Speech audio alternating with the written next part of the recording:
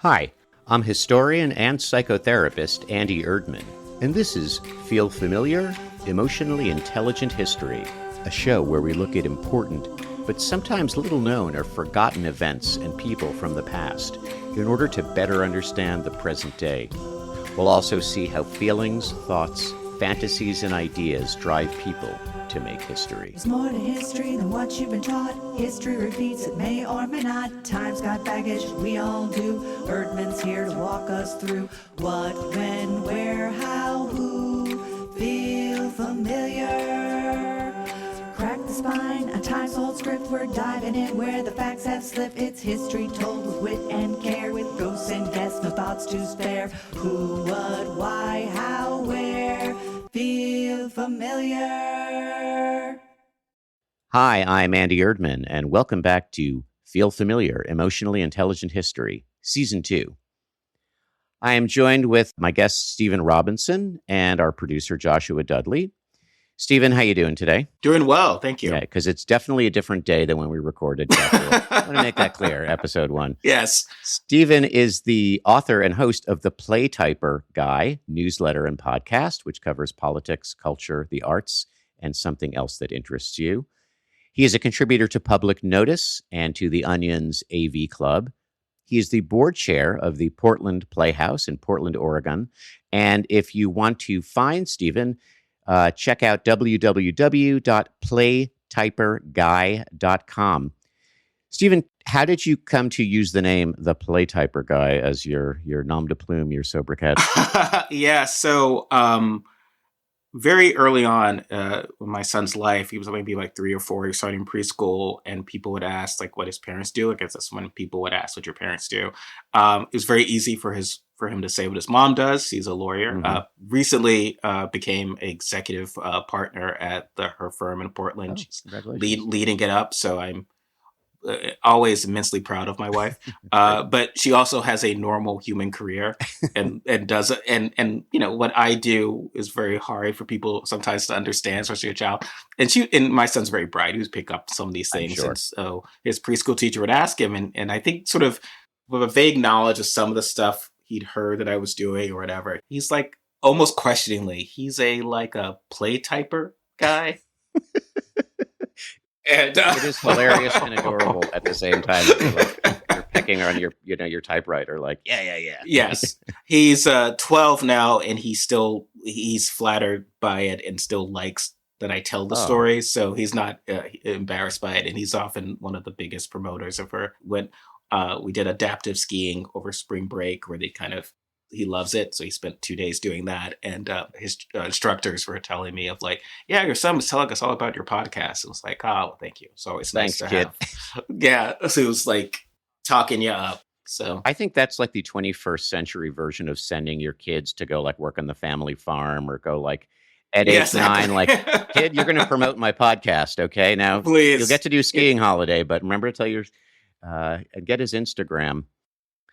Well, I'm going to do a little recap of episode 1. We talked about womanless weddings, which were this craze, this fad in the Deep South and the Midwest in the U.S. in the early 1900s, where prominent men would depict all the parts in a wedding, from bride to bridesmaid, bridesmother, a lot of men in dresses. Sometimes there were kisses. And these were done for conservative causes like raising money for Bible classes. I was trying to point out a theme that we're going to see again and again, which is how drag, what I'm loosely calling drag and female impersonation, has long been used to support and to reinforce conservative social norms and the patriarchy. And it's only in times when gender nonconformity becomes more normalized in real life that we begin to see a pushback and an accusation of drag and even trans individuals as being somehow wrong or incorrect. We looked at ancient Athens, where men played all the parts in Oedipus Rex, and they played every last Trojan woman at civic festivals. We saw how the Romans copied the Greeks, but again, men were playing all the roles in these rebooted Greek dramas. And then we saw how the Catholic Church tried to put down the theater, tried really hard, did not succeed. And so what we had were churchmen and people parishioners in the church putting on plays in which men are doing female impersonation and drag, all in the name of the power and glory of God and the Bible. Pretty interesting, dragging up for God. And how we're going to see the way that drag can allow men and women both to maintain norms over what gender is supposed to be. Like, this is what a woman is, this is what a man is. And how at the same time, if you can drag up so effectively, is there really a thing called man and woman? And we'll get into that.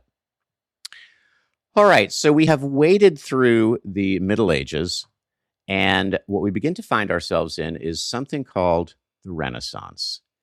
And it happened, in Europe over a course of centuries, and there's some debate about what people really thought at the time. Let's just take it for now that there was a thing called the Renaissance. And by the end of the 1500s in Britain and elsewhere in Europe, you see for the first time in Western history the emergence of a secular, professional, commercial theater, which survives to this day. So it eventually wriggles its way loose of the church, and it becomes its own thing. Now, we're talking about the time of Shakespeare, and women are still not allowed to play female parts on stage. So what you have is the rise of men, particularly youthful men, playing Shakespeare's and others' most famous roles. Juliet, Lady Macbeth, Ophelia. Think about it. Shakespeare was writing these with male actors in mind. So these roles were all originated by men playing women's roles. Queen Elizabeth I, who becomes queen in 1558, decides theater is okay within certain limits, and you have a flowering of British drama. Between 1590 and 1642, it is estimated that 2,000 plays were written by 250 dramatists. William Shakespeare is, of course, the most famous. And for a theater troupe to be officially recognized, it had to have something called a patent. So you have all these theater troupes popping up. The Earl of Leicester's men, the Queen's men, the Lord Chamberlain's men, who later become the King's men. And the King's men are famous because they have the Burbage family. And the Burbages are literally the first Shakespearean actors. They are the ones who create a lot of Shakespeare's famous roles. And I think you can draw a line from the Burbages all the way down through great actors and actresses, all the way to like Judi Dench and, Kenneth Branagh today. This kind of unbroken line from the Burbages. And if you'll notice the names of those troops, the Earl of Leicester's men, the Queen's men, the Lord Chamberlain's men, these are all male, right? So the Elizabethan theater is a male preserve. And you have the actors starting to emerge who become very brilliant at portraying ladies and heroines and queens and lasses. And these are royally sanctioned. So this is royally sanctioned cross-dressing. And I think it's important to consider for a minute, just as we were talking about with the Greeks, that Shakespeare and others are writing their female roles, and these are very nuanced, very emotionally complex roles for male actors who will be impersonating women. I wonder, Stephen, as somebody who's a playwright and a person of the theater, and I don't know if you have any thoughts about that, or it's something you've observed in other theatrical realms. I have long wished I could have seen, because it's not really done much. Like, you're not going to see a man or a young man playing any of those roles now. To the extent you would, it would be essentially someone who identifies in their personal life as a woman, right, playing that. And it's fascinating to me because trouser parts, as it became to use that term, yeah. Comes up a lot in our theater. We have actors who will play Fred, Christmas Carol, so Uncle Scrooge's nephew, and then they'll also play Mrs. Fezziwig, and then they'll also play, one of the, as the story demands, and no one thinks of that as cross-dressing. Also, though, it would be usually considered impossible or not as easy for a man to then play an overtly female role without it presenting as drag. Also, the sense of a guy comes on stage, he's in a dress, he has hairy legs, or even if it's a wig, it's immediately comical. Yes. It is no longer, and not to go too far afield, I can start talking about it in modern era, but the sense of men playing, when a man is a woman, it is an ugly woman. Yes. And that was like a Saturday Night Live. Exactly. Somewhat, John Goodman would play Linda Tripp because she was deemed unattractive. Right.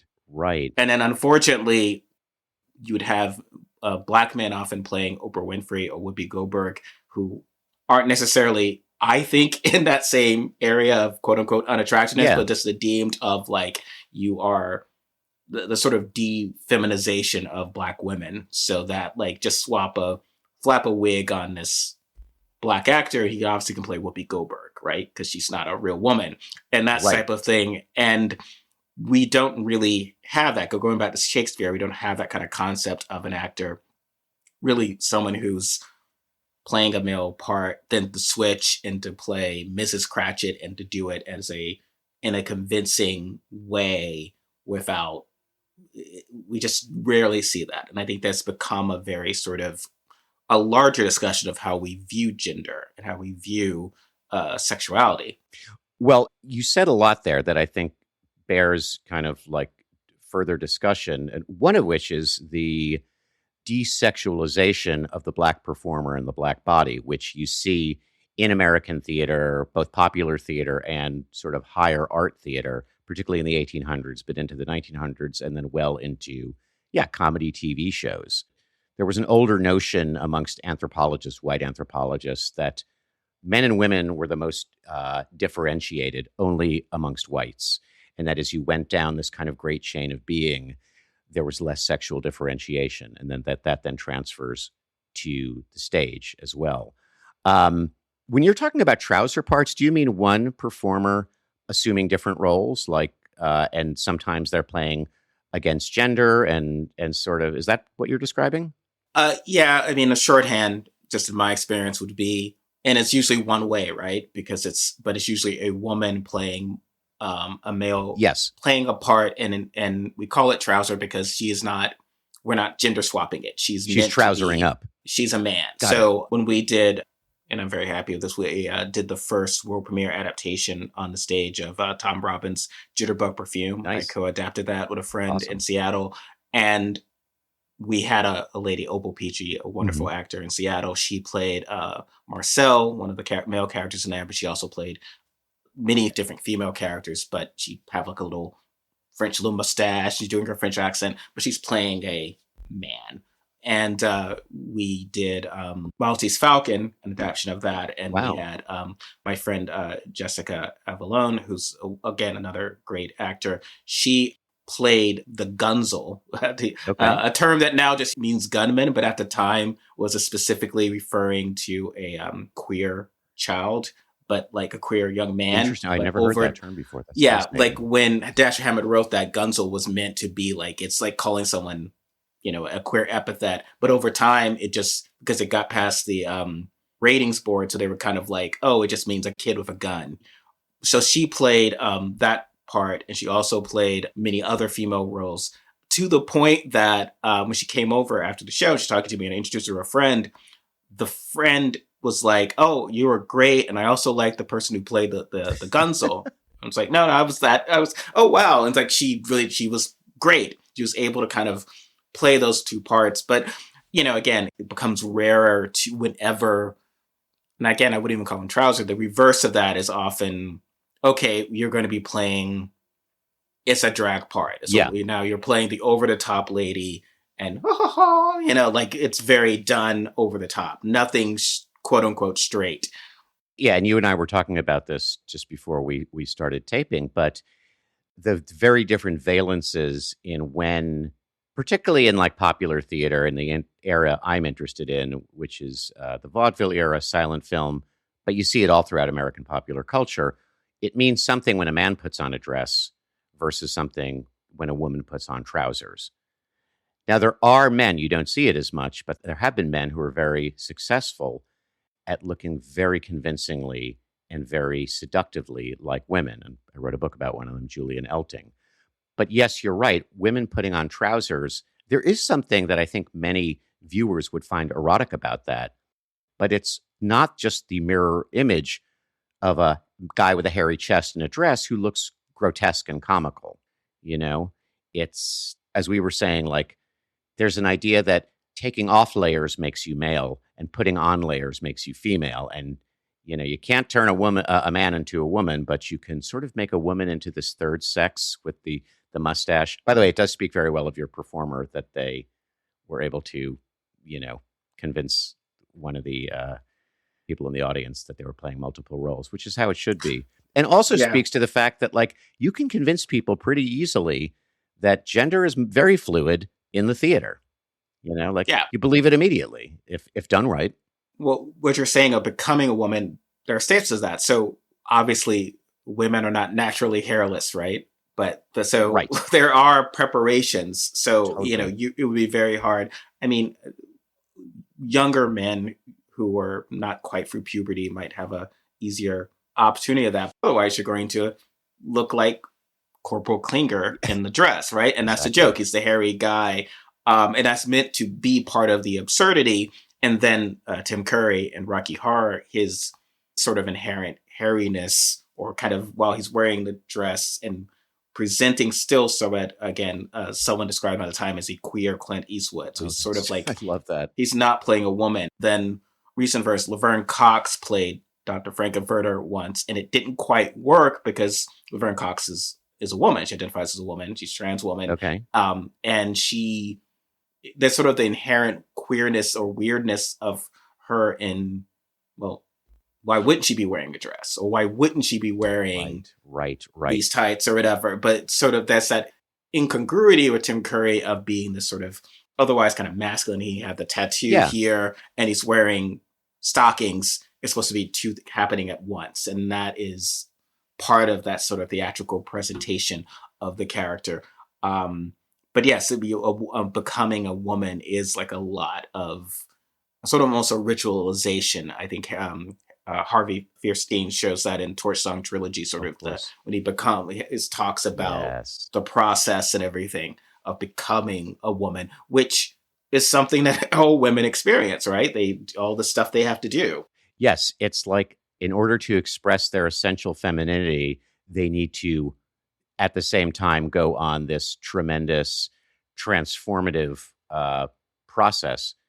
And even Julian Elting, a big part of his PR was that he would let people into his dressing room, into his makeup room, to watch him for hours turn from this fairly ordinary looking sort of middle-class white guy into this stage beauty, you know, who looked like Lillian Russell or who looked like Salome. And yeah, I had forgotten about Tim Curry. So generally, Elizabethan England is a time when things feel stable and prosperous, and so things are okay. There is generally not a lot of complaining about men dressing as women or the theater itself. It's a time of relative social stability. It will not last forever. But there are, of course, people who have problems with it. They don't like the theater. It makes them feel uncomfortable. And so everything about it is wrong, from men dressing up as women to, you know, this is the next chapter of associating the stage with sexuality and sexual behavior. Like, there's a thin line between brothel and playhouse. And there was a pamphlet war. Pamphlets, you may know, were like the kind of social media shitposting of the late 1500s, early 1600s. And there was a pamphlet writer who published in 1620 a pamphlet called Hic Mulier, or The Man Woman, being a medicine to cure the cultish disease of the staggers in the masculine feminines of our times. And this guy it was an anonymous writer, but he criticized the theater, which he said was full of gilt dirt. In other words, shit covered in gold. And he was likening it to the perfumed carrion that bad men feed on in brothels. And so there's a connection of sexuality to the theater. I liken it to sort of today's, you know, the MAGA crowd criticizing Netflix for having a sort of what they call like a transgender ideology. And it's all of this anxiety. Maybe we can talk a little more broadly, Stephen, and Joshua too. Like, what your thoughts are. Why does gender, sexuality, cross-dressing, whether on stage in drag or in daily life, why is it such a target of political anxiety and of rancor and of, I took your point about it's starting to seem very real in people's lived lives. That's why there's a political reaction to Mhm. it. But I don't know. Do you have any thoughts about why this seems to get the goat so often? Well, even with the trans ideology, and Josh Hawley had Mm-hmm. ranted about that Yes, he to did. them. There is often just showing a trans person existing in the world. And that is what they're complaining Yes. about. Okay. Or Yeah. they're complaining about a film, a Pixar film where there's a queer couple in it. Queer people exist. So showing Yes. this existence is seen as the political act. And it's not just the film's existence at all. I mean, you've had when queer or trans people are a source of ridicule, Mm-hmm. they'd had no problem with that with Exactly. old films or whatever. They complained. I remember often these are the same people who said Disney was too woke because it had a warning before, say, Peter Pan, that there's going to be some crazy racism in here at Right. some point, like Yeah, just the famous, buckle your the seats. infamous "What Makes the Red Man Red" song.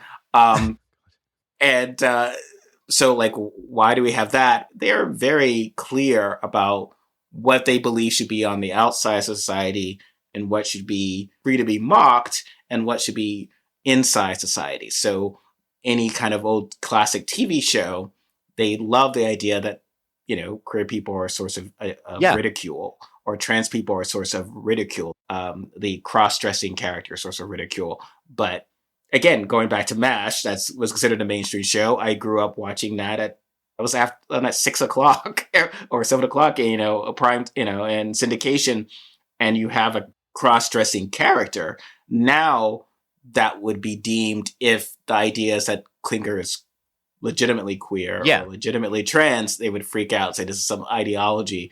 Right. Right. Even though over the show itself starts to at times, in a coded way, use it as a sense of Klinger's non-conformity, because it's clear that he's not going to get out the Section 8. And when Potter first becomes the commander, he tells him, okay, you need to wear, military outfit. He can't, it's like his body's allergic to it. He feels terrible. And then finally, Hawkeye and BJ convince Potter to let him continue wearing women's clothing. And then they even defend him, saying, the Potter says we could win the war with more Max Klingers, as weird as he is, which is itself, if he were queer, would be an affirmative, it's okay that you're this way because you're great at your job and all of that. And obviously they can't fully commit to that because he still has to make a point of saying, I'm not a homosexual, God forbid. Right. But implicit in that is the idea of only the bad guys are going to have an issue with someone just expressing themselves in a different way. And it's often becomes itself a shorthand. Klinger dresses this way because he's not going to become like the army. He doesn't want to kill people. He's rejecting that sort of regimentation. Right. By the way, I seem to remember in one of your recent columns, you quoted a Klinger line about, it was a sort of, am I right about that? Oh, yeah. Klinger says in an interview, it's because Trump has been, and Republicans have been very much trying to avoid calling the Iran war a war. Oh, yes. And trying to call it different military operation or whatever. And I was like, I thought we already made fun of this idea. When you said, it's a police action, Right. Don't worry. And it's well, no, still a lot of people died. So he has the famous line of home, you guys call it a police action. Over here, it's a war. Yeah. A police action sounds like you're just arresting people and give a parking ticket. It's the war is just killing. That's all. And it's the dumbest thing. And he's such a great character for that because he's essentially not a coward. He just doesn't, he wants to be back home in Ohio. And he always talks about the great places to eat and farm. And it's he's a love of what we consider free. And I don't want to go out and kill people or murder people. This doesn't make any sense. That is not, and I will do anything to get out of that. So it is, Klinger as the mouthpiece of a certain kind of subversion, because even as subversive as Hawkeye is, for example, he's still the straight white dude who's the doctor who can kind of get away with it. And we're going to get to this, there are definitely instances of military personnel in World War I and World War II who cross-dressed, who just were, and they functioned in their units just as there were, gay men in their units. And anyway, they get sanitized out of history, of course. But yes, I think you're right that it is the depiction of an actual non-comedic trans or queer person in a movie or a play that freaks out the right. And it goes to show you the power. I'm sorry, Stephen, go ahead. Oh, no. I was about to add Dr. Levine, who was once head of HHS or Biden, was trans. And there would be a meme going around from MAGA circles of like, we've gone from this, and it'd be a picture of RFK topless. And so it's like, yes, we went from an actual accredited doctor to this roid rage lunatic who eats bear meat. Like, it's so absurd. And if Dr. Levine had been male presenting and then just, because you're saying in the military, they just cross-dress, then it'd be like, oh, that's fun, that's fine, of course, and let's look at their qualifications. But this is because she lives as a woman and they believe she should not. And it's very, the circle of it, of like, they will often judge, especially harshly, they call it passing as well in trans, where the ones who they deem as not passing, and judging their appearance, which, as a feminist once noted, that makes them the most like women of anyone. Where someone very unattractive, men are saying, I'm going to rank your appearance, and based on how you look, that is your level of femininity. Femininity, yes. Is something that every woman experiences in our society. Yeah, and not to get too far afield here, but there is definitely a subset of men who become very preoccupied, and I've seen this in the clinical population, not just with sex workers, but with trans sex workers who are preoperative, and I think would maybe outwardly pass in the way that you're talking about. So there's that kind of intentional presentation of femininity, and at the same time there is knowledge of male biology, or the penis is there as well, and there's something very compelling about that for a lot of men, and yeah, it's just part of their lived reality. MASH. When I put a kerchief on my head, people sometimes say I look like Jamie Farr. I'm not gonna do it right now. If you want me to, maybe I'll take a picture later. Exactly. God bless. Is Jamie Farr? I don't want to ask. Is he still alive? I believe so. Oh, God. Okay. He's in his 90s. It's amazing yeah. All right. So what starts to arise during the Shakespeare era, the late 1500s, early 1600s, are brilliant female impersonating actors who become known for the roles that they play, the famous Shakespearean roles and lots of other roles that are kind of lost to us. One of the most famous female impersonators of Shakespeare's day was a guy named Nathaniel Field, who I don't know that much about, but I know his father was conservative and hated the theater, so I instantly loved Nathaniel Field. He also became a playwright. And some of the other actors whose names may be forgotten to a lot of us, who played famous Elizabethan women on stage, Alexander Cook and Robert Goffey. Now, Queen Elizabeth herself, she liked the theater. She instructed her choir master, a person named Nathaniel Giles. I think roughly half the male population in Elizabethan England was named Nathaniel. She instructed Nathaniel Giles to recruit the best choir boys who had great voices to become actors. And Giles apparently was something of a brute, because he was reputed to be a pedophile, and he kidnapped a lot of children and sort of, trafficked them into the theater. A scandal ensued, and Elizabeth demanded that it be stopped. Can you imagine such a thing, that there was accountability and something was stopped? And I want to point out something as well, which is England is not the only place where there's a literary renaissance and there are great playwrights. It's also happening in Spain. It's also happening in France. And in Spain, which in many ways is a much more conservative country, it's the Catholic monarchy, the Inquisition is still happening, but you have these brilliant playwrights, Lope de Vega, Tirso de Molina. It's the Spanish Golden Age. And on the Spanish stage, women are playing women's parts. There is no cross-dressing. I mean, there is, but that's written into the plays. And it's said that Spanish Golden Age plays contained a treasure trove of female roles. So I'm quoting a historian who happens to be my brother named Harley Erdman. And it's interesting to me because I think it shows how much of what we accept and think of as normative is just conditioned by whatever came before.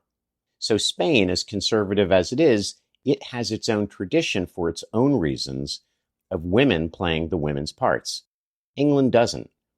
So the same person who might be upset about a certain kind of dress or drag in England, their Spanish counterpart would be upset if it were otherwise.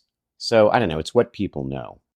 So I just wanted to point that out. By the way, I have my own memories. I don't know, Stephen or Joshua, if you have similar memories, but I went to a very conservative, heteronormative boys' summer camp in New Hampshire.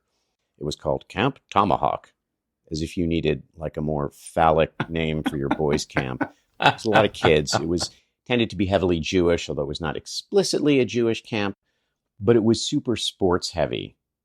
And the kids who were athletes, like the good athletes, they were the stars of camp. And I was one of the like sort of nerdy theater and music kids. And we basically all huddled together and tried not to get beaten up and picked on. And we did plays and musicals. We did like Brigadoon, Arsenic and Old Lace. And all the boys played female roles, whether they were a little bit comical or whether they were very like convincing and sort of feminine.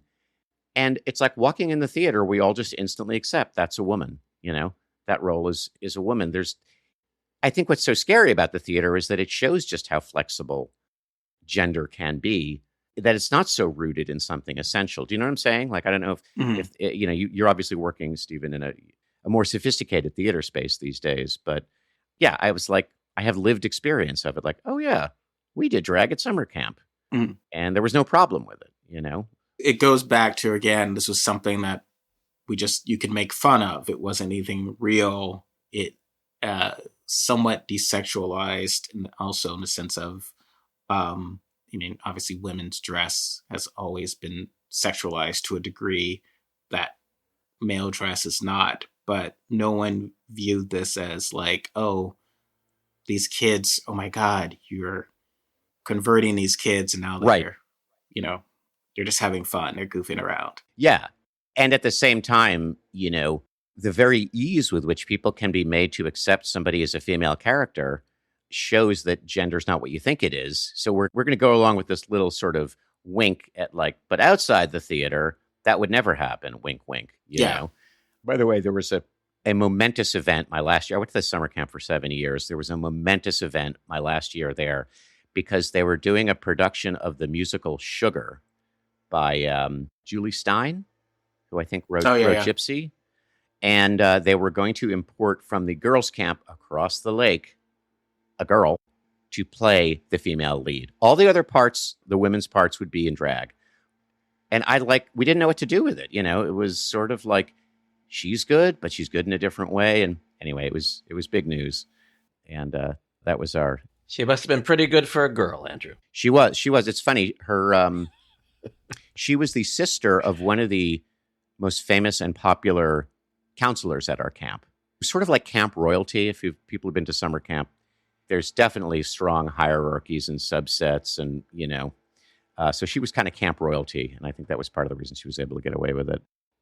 Okay, so in England, things trundle along very well until the 1640s, when there is the English Civil War, which begins, in the 1640s. I don't want to get into all the details of it, but you basically have the Puritans, led by Oliver Cromwell, who, of course, are anti-theater. And then King Charles I, who is accused of acting a little bit too much Catholic, even though he's not. He's Protestant. And so the theater shut down in 1642 as the Puritans eventually win the war. And King Charles I is put to death. And Shakespeare's Globe Theater was demolished. Although they are, maybe you'll see this, Stephen, on your trip, they've done a lot of excavation in recent years of maybe what was left of the Globe. I don't know if you know anything about that. I seem to remember. Did you say you're going to be touring the Globe, the rebuilt Globe? I don't believe so. Okay. The Royal Shakespeare Theater we will tour when we're at Stratford-upon-Avon. But yes, the and how theater was done back then was always so fascinating, because essentially like a sporting event. Yes. I often tell people, if you want to make theater accessible, make it more like it was in Shakespeare's time, which was a less like church. Yes. Yes. And sometimes theater can go in that direction of like, be very, very quiet, be very, all the stuff that wound up, I would say, perhaps might have turned me away from church. Don't do that. Like the stuff that turns kids away from church, or like, be very quiet. Don't, make noise. Don't disturb anyone. It's a very sort of ritualistic thing, as opposed to a football game. It's like, or a sporting event where you go and right. You like it's raucous. Slather yourself in like blue makeup and you're drunk and yeah. And part of that, I think, Andrew and Stephen, goes back to similarly, which we've been talking about, which is that there's this idea that if you present some sort of alternative reality, it'll pull people away from the dominant religion or culture, what have you, and that's seen as an enemy of whatever's in control at the time. Absolutely. Yes. We talked about this a little bit in the last season. We talked about this culture war over the theater, and what began to separate the less respectable, popular working class theater from the more refined theater was how the audience was expected to behave. And the audience is trained over time, and also they're kind of self-motivated to not act like those men who sit in benches in the pit down at those working class theaters on the Bowery, and they're chewing on pigtails and spitting tobacco and cursing.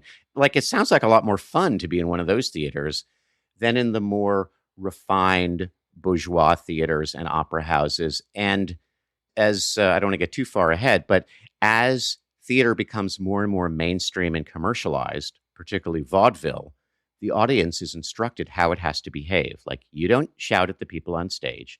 You have to dress a certain way. You don't smoke. And it's the churchification of theater, as it becomes this like, okay, we'll put on our, like, we want to break out of our constraints here in the theater, but that's not what bourgeoisification, means. And Timothée Chalamet got famously in trouble for stating that he did not want movies to be like ballet everyone cares about. And everyone who I'm sure were frequent consumers of ballet and opera were so offended by that comment. But it's the same concept, is that movies are popular entertainment, or were. Yeah. And that everyone went to, and you brought your families, whatever. And that has been shifting. So now it's sort of a special event when you go, either not just for price, but just convenience and what you're seeing. And you don't want movies to essentially become a form of vinyl, where it's like, well, I can't watch this at home. I have to experience this in a certain way.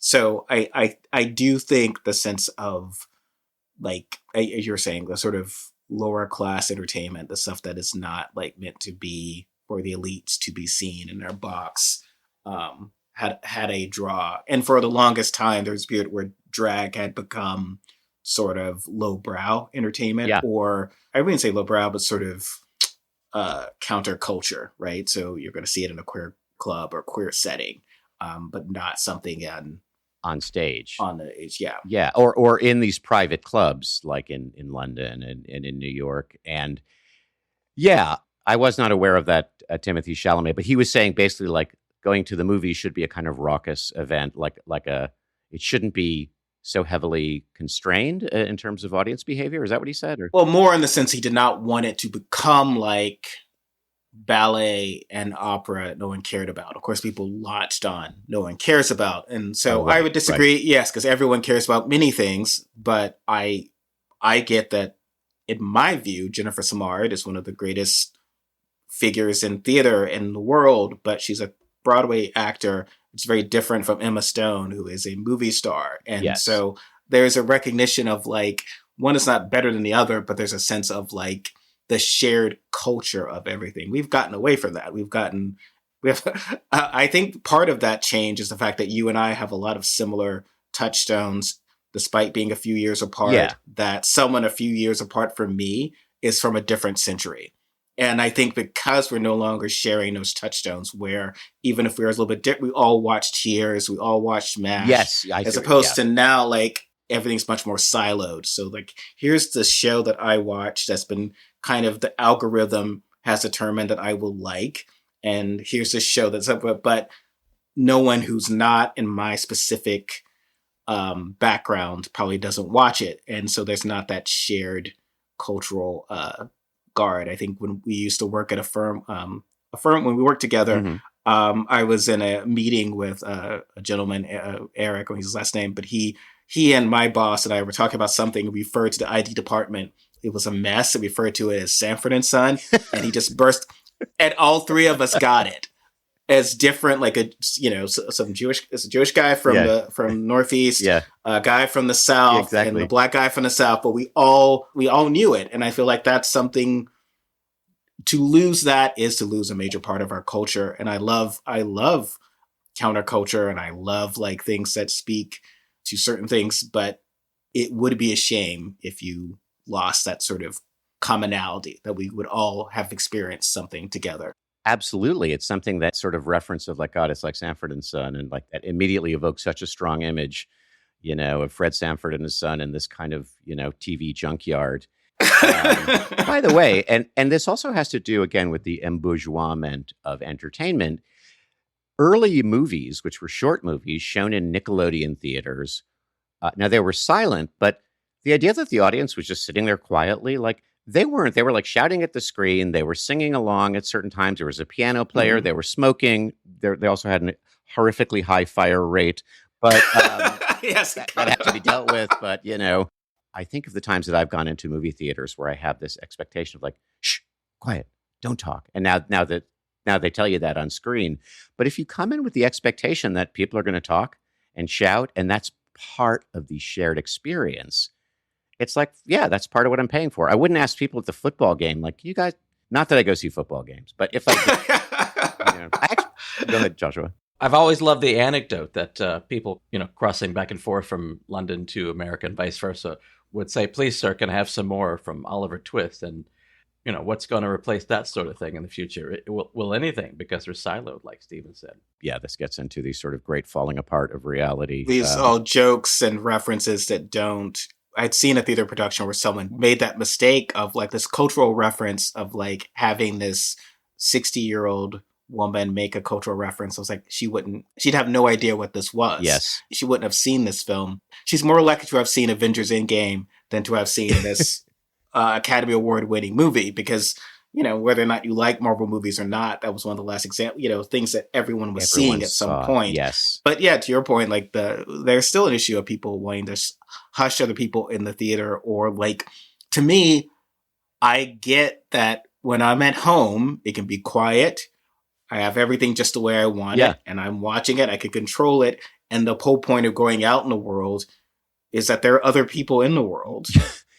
And that is part of like that should be part of the experience. Yes, I mean, you don't want, but I remember ages ago in New York seeing on opening weekend, Eyes Wide Shut. I guess babysitters are expensive. Someone brought their infant child to it.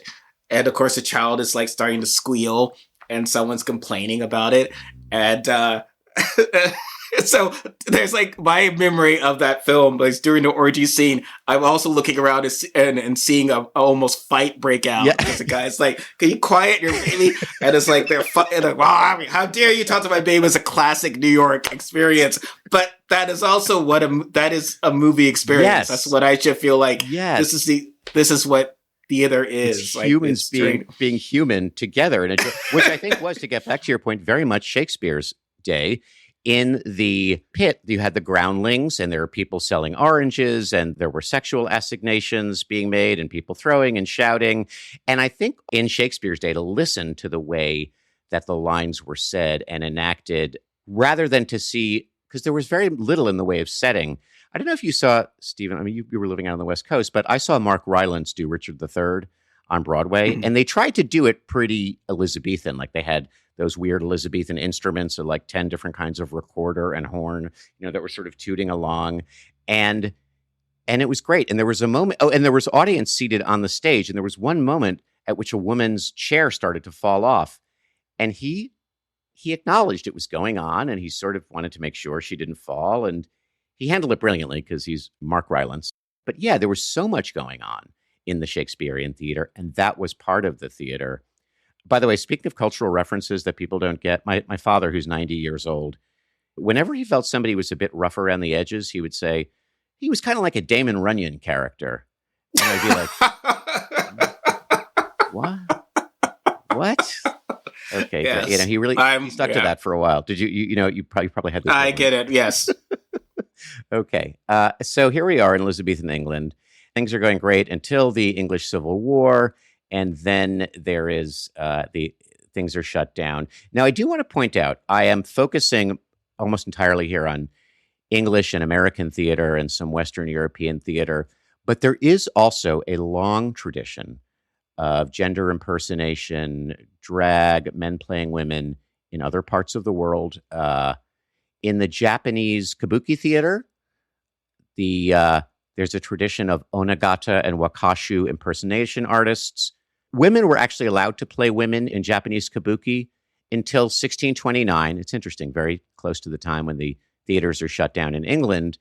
Women are banned from being on stage for all the usual reasons: immorality, prostitution, blah, blah, blah. I think it's men projecting a lot of their fears onto women and then, excising women. But what follows is a period of young men's kabuki, where these young men, very beautiful young men with long hair, are playing women's parts, very much like in Shakespearean England. And women don't return to the stage in Japan until 1868. So it's just to know that that's also going on. And then in the Beijing Opera had a long tradition of drag and female impersonation. And in the 1920s, there was a superstar female impersonator named Mei Lang Fang, who was earning $46,000 a month at the Shanghai Opera in 1927. Mei Lang Fang makes a tour of the U.S. in 1930. He makes a huge hit in the U.S. doing his female impersonation as a Beijing opera star. And he is called by the Detroit Free Press the John Gilbert, George Arliss, John Barrymore, and Julian Elting of the Chinese stage. So he's basically like the greatest actor and the greatest female impersonator. And he's also an opera singer. I know John Barrymore. I'm not as familiar with John Gilbert or George Arliss. I don't know if those names mean anything to you. Not as well either. Yeah. Barrymore I know well. Yeah. Anyway, in 1660, the monarchy is restored in a historical episode known as the Restoration. And King Charles II comes to the throne. I like to imagine that, who was the one who had the spaniel? Was it the original King Charles or was it the second King Charles? I'm sure this is easily Googleable. But so the monarchy is restored, and with it, the theater is restored. And a couple of really fascinating things happen. First of all, women are allowed to play women's parts. So for the first time on the English stage, you have actresses. And I would love to know more, and I've not done my research on this, but how that happened. A lot of times when you have a group that's been excluded from professions, it takes a few generations to get good ones. There were these brilliant actresses who appeared in restoration plays almost immediately. And some of their names are known to us. Anne Marshall, Anne Oldfield, Nell Gwynn was probably the most famous, Elizabeth Barry, and my favorite, because of her name, Anne Bracegirdle. What you're going to see also in the Restoration is, and you're going to see this continuing to this present day, a lot of reworking of Shakespeare, like sort of homage, take a piece here, rework it, zhuzh it up a little, throw in some songs. But Shakespeare will be the raw material for a lot of theater to come and Shakespeare derivatives. Andy, in your research, how heavily was it policed? So obviously, famously, there's Shakespeare in Love, right? So the idea, the part of that was that Gwyneth Paltrow wants to be an actor, pretends that she's a boy to play, and obviously that's fictionalized, right, and in a rom-com manner. But it is a trope in a lot of media stories of the idea of a woman wants to be a profession, especially male, and disguises herself as a male. Was that any of that going on? How? That is a great question. It would be definitely, I bet someone's done research on it. I really don't know. My just immediate impression is that it didn't happen a lot, but there must have been people who tried to pass and wanted to do that and wanted to wiggle their way in. It does go to show you how when somebody at the top says all of a sudden the norms are different, people are like, okay, fine. I'll do it. It's no longer sinful for a woman, to play a part on stage.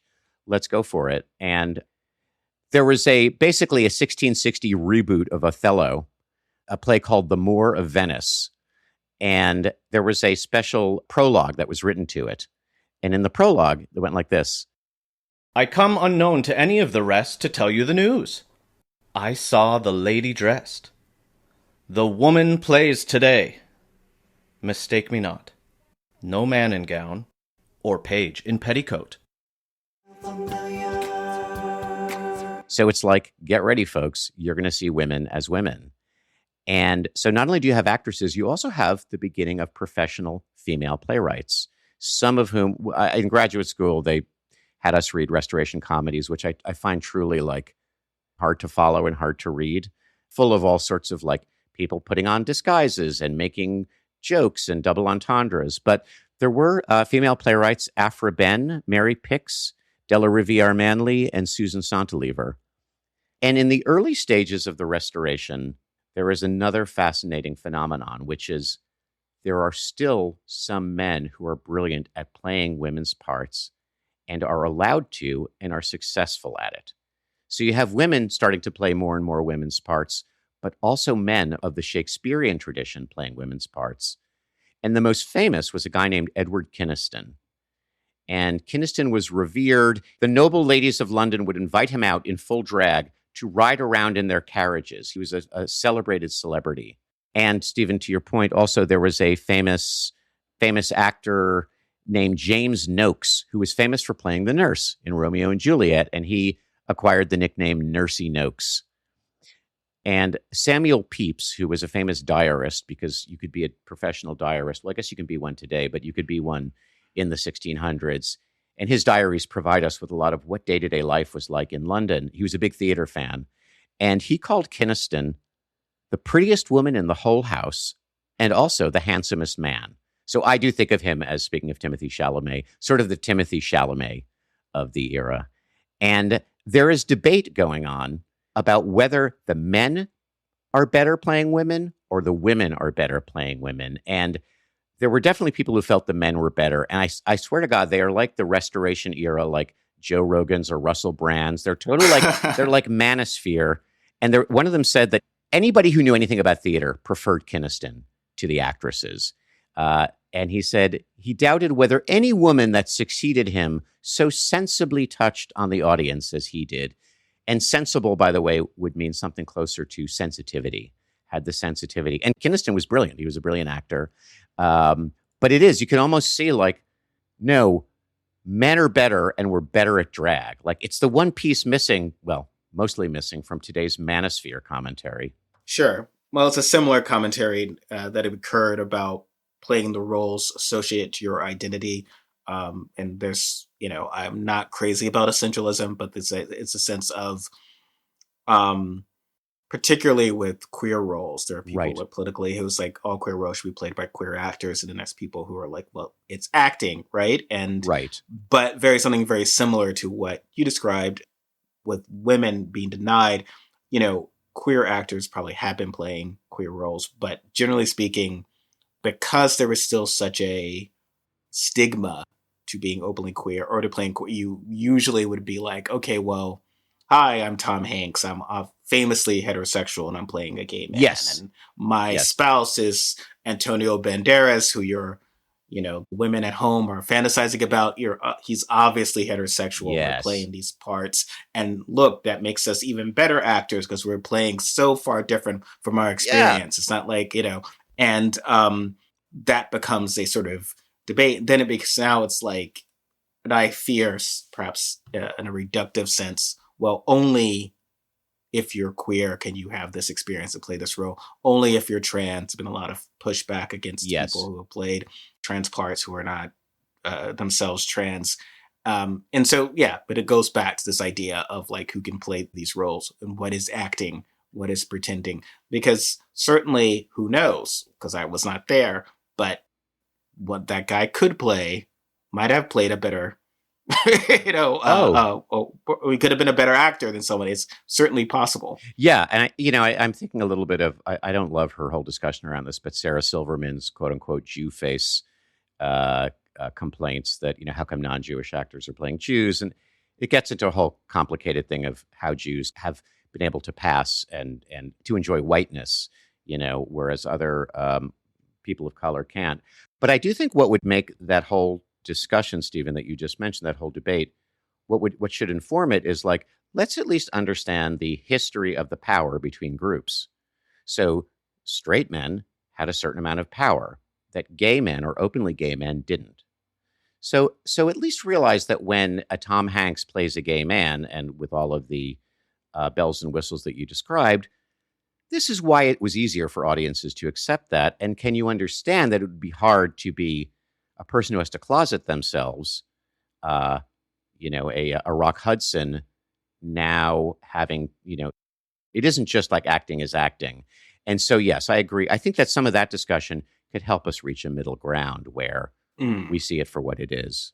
And what their experience was, I mean, you get it, right? The farther away someone experience is, you start to appreciate it more. And I know when I brought Michael J. Fox, famously for the first 3 years that he was doing Spin City, he was not public with his diagnosis. Mm-hmm. And if you go back, you see the sort of Herculean effort he is putting forth to convince the audience he is still Michael J. Fox. He's still Marty. He's still the young, healthy person, because that was his brand. Totally. And he had all these sort of choices he would take, like how he would hold a beverage, so he would hide the spasm. Things that you can pick up if you go back watching, knowing what he was going through. But it makes a sense of, wow, you are more impressed by the craft in a certain way, fair or not, because it's like, oh, wow, what you're having to do to sell this part is much harder than someone else. And so I get why people sometimes say like, oh, well, Meryl Streep is not gay, and she made me believe that she was gay. But I'm someone from the theater who I hate the term that person plays themselves, because no one plays themselves. Yes. To be able to perform is very hard. And so even if there's like a Stephen Robinson role and I'm always that, my ability to sort of convincingly do that deserves some credit. And I think that's something that people can overlook. Yeah. And if we're going to watch you, like, we know you're Stephen Robinson, even if you're very made up, that's part of what we go for. It's your Stephen Robinson-ness and the role, and that's what is an artistic performance. By the way, are you drinking La Croix? Yes. What flavor? This is Raz Cranberry. It's my wife's favorite. They do amazing things in the La Croix laboratory. I've got the passion fruit. I will just grab it. She likes this particular, so I get this one. But I'll get any sort of fizzy water. I just basically buy whatever is on sale at Ralph's. Okay. Yeah. Do you Waterloo fan myself. Waterloo is very good. It's a cut above. It's usually a little more, at least where I shop, it's a little more expensive than but occasionally I'll treat the Waterloo grape is great. This program is in no way sponsored by the La Croix or Waterloo corporations or the Goop Corporation. All right. But what happens is, and we'll just wind down here, what happens is, by the 1670s, women dominate the female roles, and men playing in this kind of what's called true disguise female roles disappears from the mainstream stage. And what we're going to see, Stephen, per some of the things that we were just talking about, is now, at least on the English and also on the American stage, there's still drag, but it's clearly like a man who's playing a sort of, if you think about kind of these like English dame characters, these Monty Python-esque sort of desexualized women. They're comical. There's something carnivalesque about them.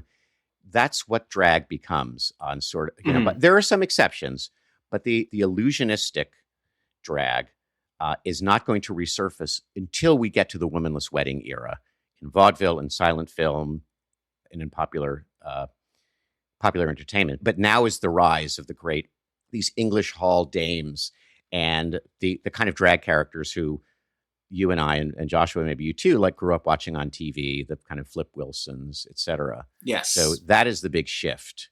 And I imagine you'll go into that when also that sort of relationship between certain what became queer icons. So drag performers sort of doing Liza Minnelli or Judy Garland or whatever, they were sort of this idealization of certain women actors, that being part of the performance, which is sort of seems different from just doing the Queen in general or just doing the general. It's very sort of becoming much more sort of localized to an experience. It'll be very interesting, and we are going to eventually talk a little about Mae West and who becomes gay icons and drag icons. Oh yeah, and let's definitely please hold on to that and bring it in. I'd love to hear your thoughts on it. You actually know more about it than I do.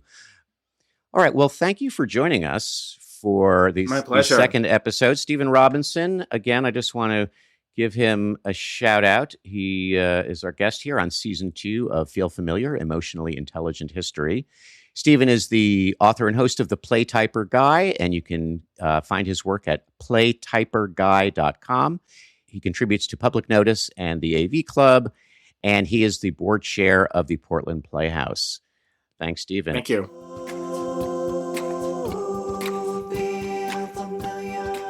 Okay, thanks for joining us. Next time, we'll get a look at how women finally got on stage and became actresses, which gave drag artists in the 1600s in England a bit of a run for their money. And we'll look at the rise of the dame and a little bit about blackface minstrelsy. Stephen and I will also discuss whether getting hit by lightning can still give you superpowers, as well as some of his thoughts about Chicago, the musical, not the city or the classic jazz rock pop band responsible for such stone solid hits as Saturday in the Park and does anybody really know what time it is? Okay, thanks. There's more to history than what you've been taught. History repeats, it may or may not. Time's got baggage, we all do. Erdman's here to walk us through what, when, where, how, who. Feel familiar. Crack the spine, a time's old script. We're diving in where the facts have slipped. It's history told with wit and care, with ghosts and guests, no thoughts to spare. Who, what, why, how, where. Feel familiar.